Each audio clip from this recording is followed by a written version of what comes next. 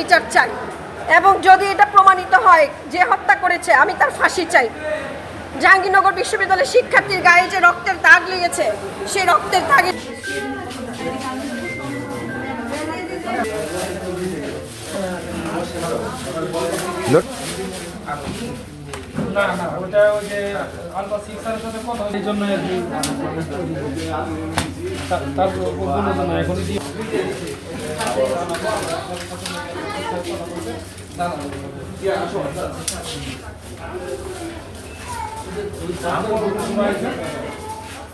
কি বিষয় আমি বলতে পারতেছি না, আগে আমাকে জানতে হবে।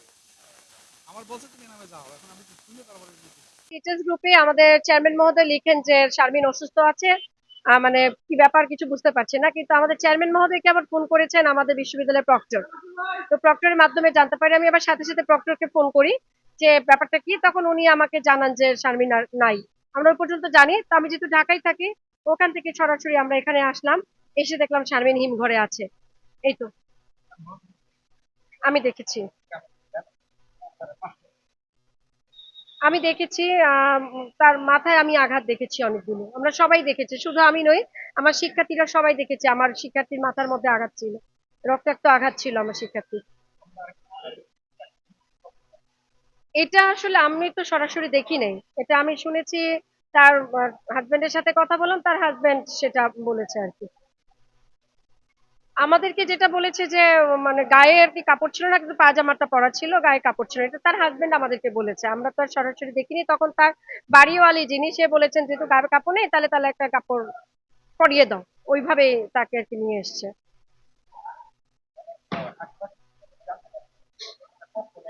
না, আমরা আমরা আমরা আসলে কিচ্ছু জানি না, আমরা আমরা একেবারেই কিচ্ছু জানি না। না, এখন পর্যন্ত তদন্ত না হলে আমরা কিভাবে বলবো, যেহেতু তার হাজবেন্ড এসে দেখে দরজাটা বন্ধ। তার হাজবেন্ড, আমি যেটা শুনলাম, আমাদের জাহাঙ্গীরনগরের শিক্ষার্থী না, সে ঢাকা কলেজের শিক্ষার্থী। সে এখানে একটা বাসা ভাড়া করে থাকে, তাদের বিয়ে হয়েছিল তাও কয়েকদিন আগে। বেশ মেয়েটা খুব প্রাণবন্ত একটা মেয়ে ছিল। আমি জাস্ট কল্পনা করতে পারছি না যে আমার শিক্ষার্থী এভাবে, মানে মানে তার মৃত মুখ দেখতে হবে আমাদের শিক্ষক হিসাবে, এটা আমি জাস্ট মানতে পারছি না। যদি এটা সত্যি হত্যাকাণ্ড হয়ে থাকে, যদি জাহাঙ্গীরনগর বিশ্ববিদ্যালয়ের শিক্ষার্থীর গায়ে হত্যাকাণ্ডের কারণে রক্তের দাগ লেগে থাকে, জাহাঙ্গীরনগরের পক্ষ থেকে, লোক প্রশাসন বিভাগের পক্ষ থেকে আমি মাননীয় প্রধানমন্ত্রীর কাছে এই প্ল্যাটফর্ম থেকে অনুরোধ জানাবো এটার আশু সমাধান করার জন্য।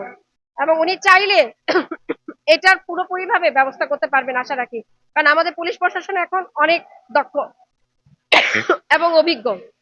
আমরা যদি সত্যিটা প্রমাণিত, আমরা তার ফাঁসি চাই।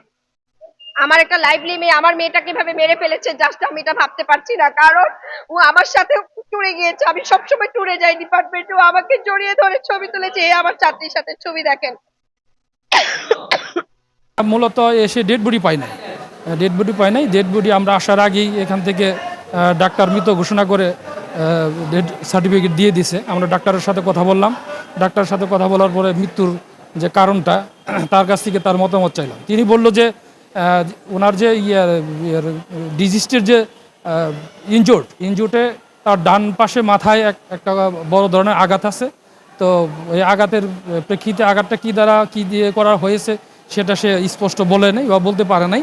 এটা ওই পোস্টমর্টম হওয়ার পরে হয়তো বলতে পারবে।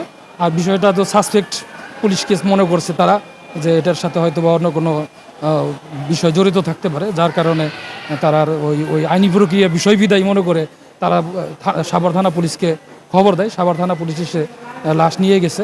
এখন আমরা ওখানে যাচ্ছি, আমরা পর্যবেক্ষণ করব, দেখে পরবর্তীতে এটার সাথে যদি কোনো হত্যাকাণ্ড থাকে আমরা খুব শীঘ্রই আমাদের এটার হত্যাকাণ্ডের মোটিভ ইনশাল্লাহ বের করে ফেলব। আমি মোহাম্মদ শাহাদাত হোসেন, এসআই, ঢাকা জেলা সাভার উত্তর। জি, আমি ডক্টর এনামুল হক মিয়া।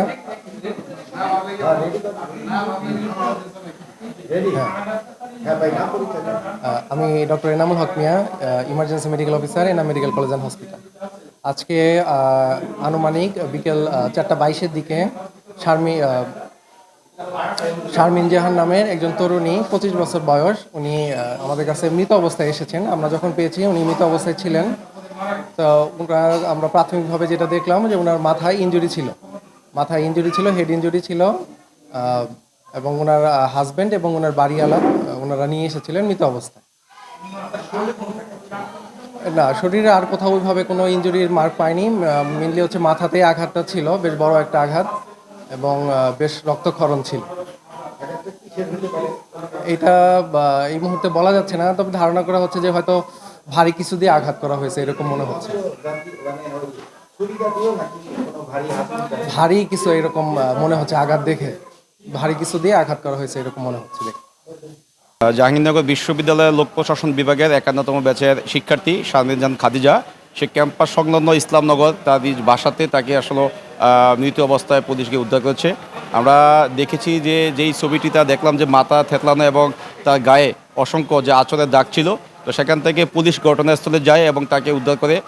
উদ্ধার পরবর্তী সময়ে তাকে এনাম মেডিকেল কলেজে আনা হয় এবং এখানে কর্তব্যরত চিকিৎসক তাকে মৃত হিসেবে ঘোষণা করে। তো কয়েক মাস আগেই শারমিন জাহানের বিয়ে হয়, তার হাজব্যান্ড ঢাকা কলেজের শিক্ষার্থী।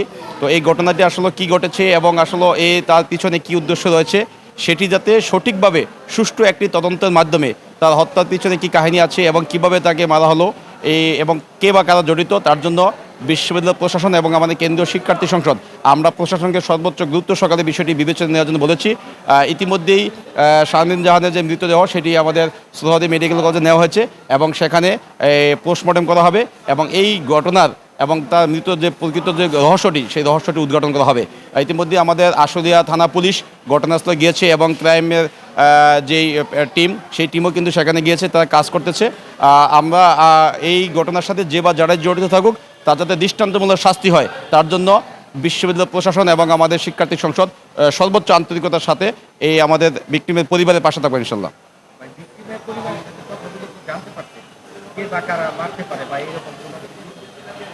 দেখেন, এখানে তার হাজব্যান্ডকে যে জিজ্ঞাসাবাদের জন্য ইতিমধ্যেই যে আশুলিয়া পুলিশ এবং সাভার পুলিশ তাকে হেফাজতে নিয়েছে। তো আসলে তার হাজব্যান্ডের সাথে কথা বললে বিষয়টি আসলে অনেকটাই পরিষ্কার হবে এবং বাসার আশেপাশে অনেকগুলো সিসিটিভি আছে, ওই সিসিটিভি ফুটেজ দেখলো যে ওই সময়ের মধ্যে এত কে গিয়েছে সেখানে, সেই বিষয়টি আমরা মনে করি যে পুলিশের মাধ্যমে উদ্ঘাটন করা হবে এবং সেই সিসিটিভি দেখে অথবা তার হাজব্যান্ডের সাথে যে কথা বললেই আশা করি সেই বিষয়টি আমাদের প্রকৃত যে ঘটনাটি সেটি উঠে আসবে এবং প্রকৃত ঘটনা যদি তার হাজব্যান্ড যে দোষী থাকে তার হাজব্যান্ডকে অবশ্যই শাস্তির আওতায় আনতে হবে এবং তার হাজব্যান্ডকে যদি পুলিশ প্রশাসন জিজ্ঞাসাবাদের ফলে যদি মনে করে যে না আসলে তার এই ঘটনার সাথে কোনো রকম সম্পৃক্ত নেই, তাহলে তাকে নির্দোষ হিসেবে আবার তাকে ছেড়ে দেওয়া হবে। তো কিন্তু তার হাজব্যান্ডের সাথে যেহেতু দীর্ঘদিন ছিল, একই বাসা ছিল, তো সকালে তার হাজব্যান্ড বের হয়ে গেছে। তো আমরা মনে করি তার হাজব্যান্ডকে যে পুলিশের হেফাজতে নিয়ে জিজ্ঞাসাবাদ করলে অবশ্যই একটি এখানে রহস্য উদ্ঘাটন করা সম্ভব হবে।